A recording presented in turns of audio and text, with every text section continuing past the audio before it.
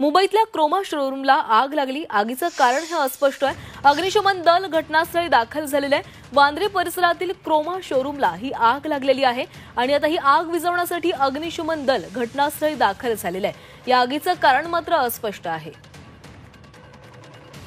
मुंबईतल्या वांद्रे परिसरातील क्रोमा शोरूमला ही आग लागलेली आहे।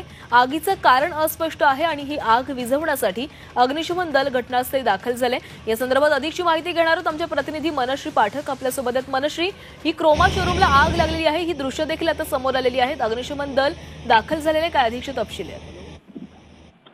क्रोमा शोरूमच्या बेसमेंटला आग लागल्याचं प्राथमिकदृष्ट्या समजलेलं आहे। साधारणतः 30 माळ्यांच्या वर ही आग लागली असल्याचं समजतं आहे।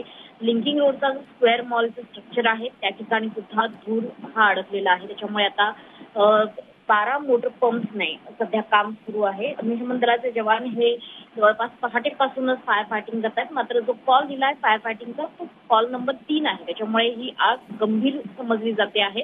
अर्थातच अग्निशमन दलाचे जवान हे शर्थीचे प्रयत्न करतायत की आग लवकरात लवकर आटोक्यात आणायचे, विझवण्याचे।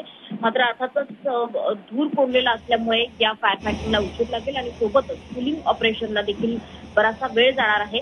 यामध्ये अद्यापपर्यंत कोणतीही इंजुरी कोणी जखमी झाल्याचं आढळून आलेलं नाहीये। मात्र त्या ठिकाणी अँब्युलन्सेस तैनात ठेवलेले आहेत। त्यासोबतच अग्निशमन दलाची एक राखीव तुकडी सुद्धा तैनात करण्यात आली आहे। नक्कीच मनश्री, धन्यवाद तुम्ही दिलेल्या सविस्तर माहितीसाठी।